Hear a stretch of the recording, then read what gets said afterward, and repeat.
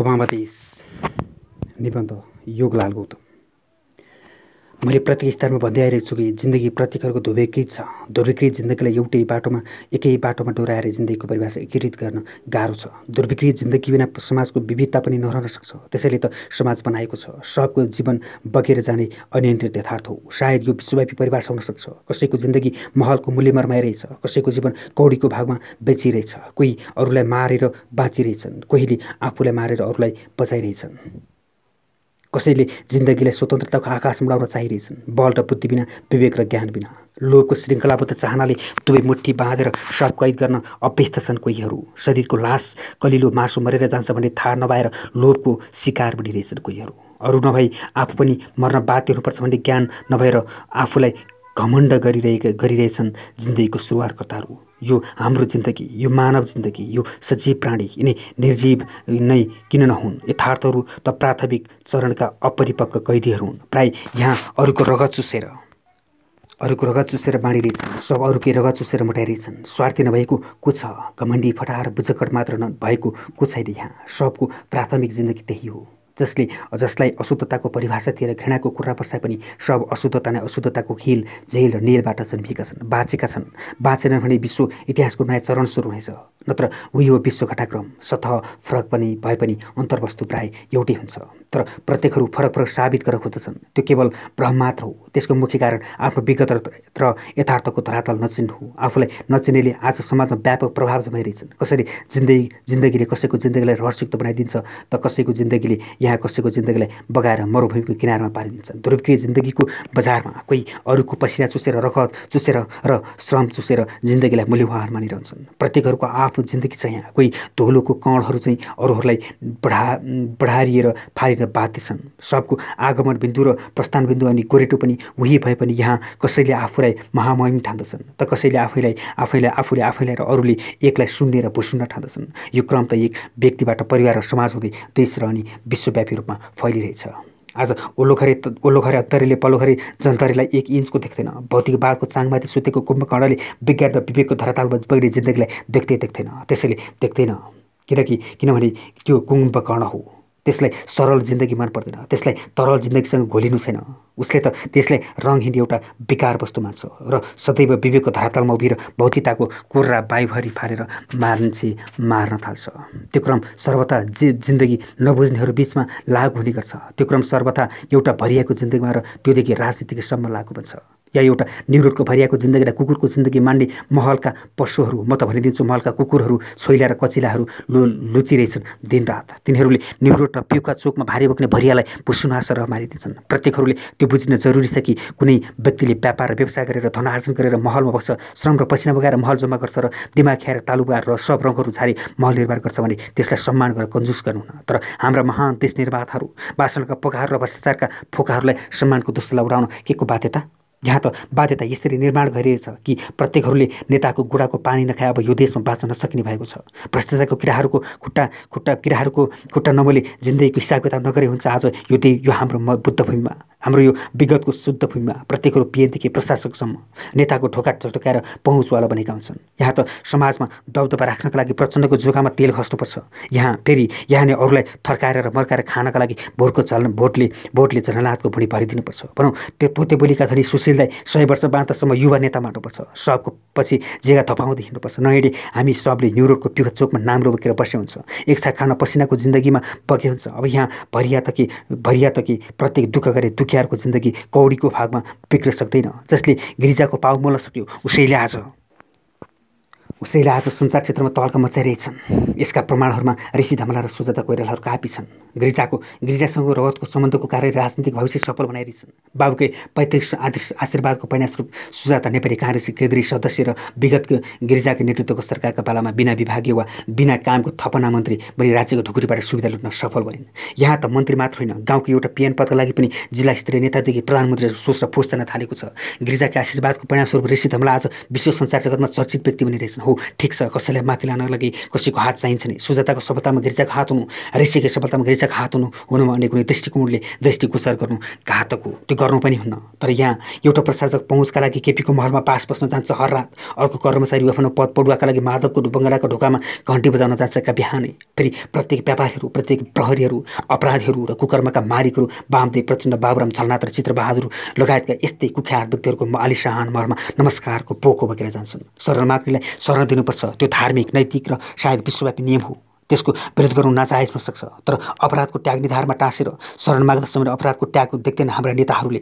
व्यक्तिगत निस्वार्थ, पार्टीगत आफू केन्द्रित राजनीति र एकतन्त्रीय मनोभावको कारणले यो देशमा राजनीतिको अपराधीकरण र अपराधको राजनीतिकरण बढिरहेछ। आज कार्यकर्ता पुस्न, आफन्तहरूलाई सातारा र शक्तिको भर्याङ चढाएर राष्ट्रिय ढुकुटीमाथि प्रलम्ब लुट गर्न प्रत्येक नेताहरू, मन्त्रीहरू र प्रधानमन्त्रीहरू तल्लीन बनिरहेछन्। म एक बाबुरालाई मात्र दोष दिन्न, म अर्को माधव प्रचण्ड र झलनाथलाई मात्र दोष दिन्न। दोष त प्रत्येकहरूको छ। प्रत्येकहरू घरमा सुनको धुरी हाल्न चाहन्छन्, तर नेताहरू सरकार शक्ति बिना, पार्टी बिनाको, पानी बिनाको मासु चाहिँ छटपटाइदिन्छन्।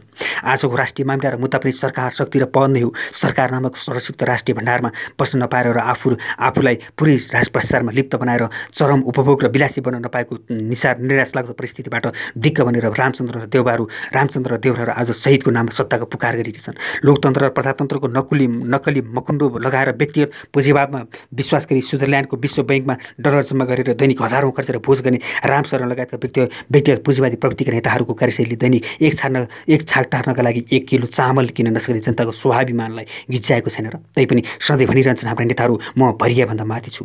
त्यो कसले मान्छ? त्यो त अरूले माने पनि मेरो साहित्यिक र लेखकीय मनले मान्न सक्दैन। मेरो लेखकीय मनले निरोलमा भारी बोक्ने भरियाको पसिनाले नेताभन्दा बढी सम्मान गर्छ। भारी बोकेर एक छाक टार्न नसक्ने बनाउनुमा हाम्रै महामहिम हाकिमहरूको महत्त्वपूर्ण रोल छ। यहाँ त गोबर सोहोर्ने होइन, नेताहरूलाई वरिपरि खेल्नेको महल ठडिन जान्छ। यो देशमा नेतालाई ठुलो सम्मान मिल्छ, तथापि सम्मानित काम गरेकै हुँदैन। यहाँ त पैसाको सम्मान हुन्छ, चाहे त्यो नैतिक धरातलबाट प्राप्त होस् या नैतिक पृष्ठभूमिबाट, चाहे त्यो भ्रष्टाचारबाट प्राप्त होस् वा रगत र पसिनाबाट प्राप्त होस्। हाम्रो महान ओडाहार र भाषणकर्ताहरू धनको थोप्रो जम्मा गर्न पछि पर्दैनन्। जनताको सेवाको नाममा राजनीति गर्ने नेतागणको वृत्ति नीति स्वार्थ हुन्छ कि पछि मन्त्री र प्रधानमन्त्री बनेर संस्थाहरू डुबाउने, भ्रष्ट बनेर अथाह सम्पत्ति कमाउने। सोच्छन् जिन्दगी नै लहैमा लागेर बित्यो भने, उपयुक्तको उमेर क्याम्पस र कलेजहरूमा आगो जस्तैमा बित्यो भने, उत्पादनशील विचार नेतागणहरूको चाकरीमा विस्मित बन्यो भने, सँगैका साथीहरूको विचार र विवेकले राष्ट्रिय अन्तर्राष्ट्रिय स्तरमा नाम र दाम कमायो भने के हामीलाई चाहिँ पैसा चाहिँदैन? हाम्रा श्रीमती हुँदैन? पत्याउनु हुन भने मलाई प्रत्येक वाइसिएल र विश्वविद्यालयमा राजनीतिको खेती गर्ने विध्वंसकारीहरूलाई सुन्नु, सके ढाँटेर उत्तर दिलान्। उत्तर पाउनु भएन भने मनोविज्ञान बढेर पत्ता लगाउनुहोला। 4 वर्षकी चप्पल टेकेर राजधानी छिरेको एउटा सांसद वा सभासद 4 वर्ष पछाडि मन्त्री वा प्रधानमन्त्री बन्दै राजधानी घुम्टुमा आलिशान महल लाखौँ बैंक ब्यालेन्स र पसेरो चढेर हुइकिन थाल्छ। उसैको सम्मान हुन्छ। त्यो कताबाट कसरी किन देखियो भनेर खोजनीतिको विषय बन्दैन यहाँ, किनभने प्रत्येक क्षेत्रहरू राजनीति वा भनौँ नेतामुखी र नेता नियन्त्रित बन्दै गइरहेछन्। न्यायालयका न्यायाधीशहरू, मन्त्री, प्रधानमन्त्री, नेताहरूको इसारामा चलिरहेछन्। आज न्यायालयको तराजुको मापन विधिमा पुरै उल्टो क्रम सुरु भएको छ। अपराधी, गुण्डाहरू र फटाहरू न्यायालयको तराजुमा विजयी घोषित हुन थालेका छन्। तिनीहरू विजयको माला पहिरेर निर्दोषीको अगाडि फुक्का बनी सजिलै घुमिरहन्छन्। यी सब कुकृत्यहरू राजनीतिकै चरम संरक्षणमा हुने गरिरहेछन्। एउटा पार्टीको कार्यकर्ताले एउटा सज्जन व्यक्तिलाई धम्क्याउने र डर देखाउने काममा सक्रिय लाग्न सक्छ। आज मलाई त लागिरहेछ यो देशमा बाबुराम प्रचण्ड, झलनाथ, केपी, माधव लगायतका सत्ताका र्यालीहरूभन्दा विनोद चौधरी, राजेन्द्र खेतान लगायतका यावत उद्योगी व्यापारीहरू महान ठहरिन्छन्, जुनसुकै नैतिकताको इतिहासमा र नैतिकताको धरातलमा। न यिनीहरूसँग भ्रष्टाचारको ट्याग लागेको छ, न यिनीहरूसँग राज्यप्रतिको दायित्व कर शैलीको अभियोग छ।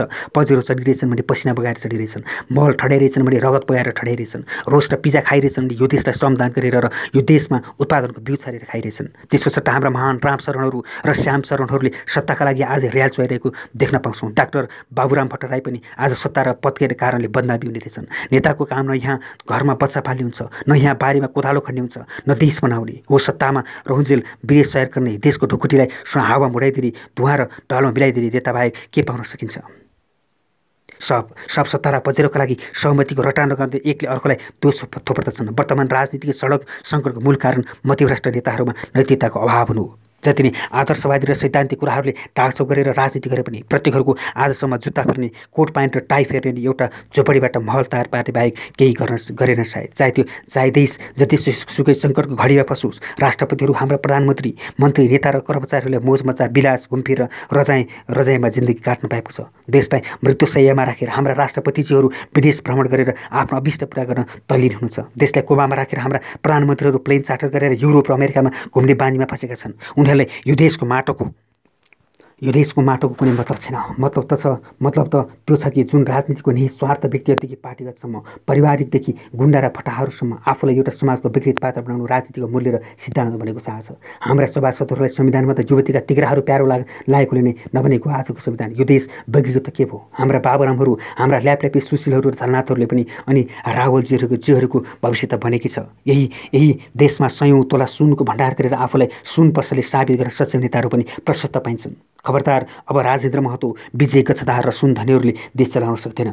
सुन पसल खोलेर न्यु रोडमा कोठाभाडा लिएर बसे हुन्छ केपी ओलीले देश हाँक्छन् भनेर कल्पना गर्न पनि सकिन। उनले पनि उखान टोकाएर चुट्किलाका बुकहरू निकालेर किताब पसल थापेर बसे हुन्छ। चुट्किलाका भनेर पाँच ठोक्दै ताली खाँदै म देश भन्दैन।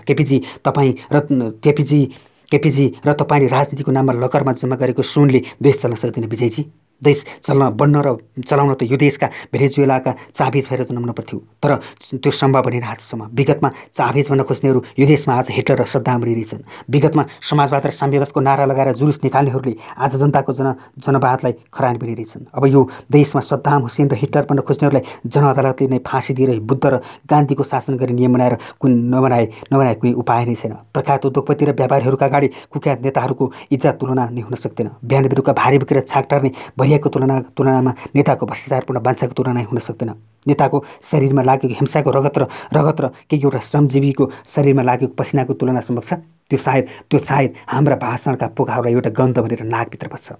त्यसले दरबारमा बसेर भ्रष्टाचारपूर्ण भोजन गरिएको जोसुकैको जिन्दगीभन्दा फुटपाथमा भारी बोक्ने भारिएको जिन्दगी सम्मानपूर्ण बन्नुपर्छ। यहाँ भौतिकवादको सम्मान गरे हाम्रो नेपाली समाजमा त्यो बन्दैन। त्यही दुःखदायी छ। अब यहाँ चाकरीबाजले होइन, सेवाभावलाई सम्मान गर्न सिकाउनुपर्छ।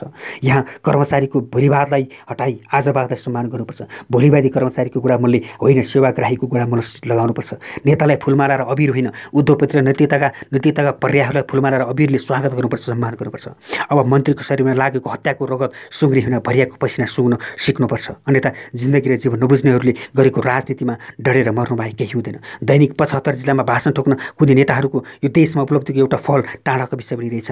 आजको यो देशको राजनीति नीति नभएकाले गरेको राज हो। यहाँको आजकै राजनीतिक नेताहरू नैतिकता नभएका भ्रष्ट, गुण्डा, फटाहा र मतिभ्रष्टहरूको झुन्ड हो। नत्र पनि गणतन्त्रको नाममा सत्ताको शैली हुनै सक्दैन। संघीयता र लोकतन्त्रको नाममा हिटलर र संविधानको नाममा व्यतीत कुरीति अनि बेरीति हुनै सक्दैन। फेरि क्रान्तिको नाममा भ्रान्ति, परिवर्तनको नाममा यथास्थितिवाद र जनताको नाममा अपराधको खेल किन भइरहेछ? यस्तै प्रकारका गद्दारीहरूलाई नबचाइरहने हो भने विश्व मानचित्रमा नेपाल असफल राष्ट्र बन्ने निश्चित छ।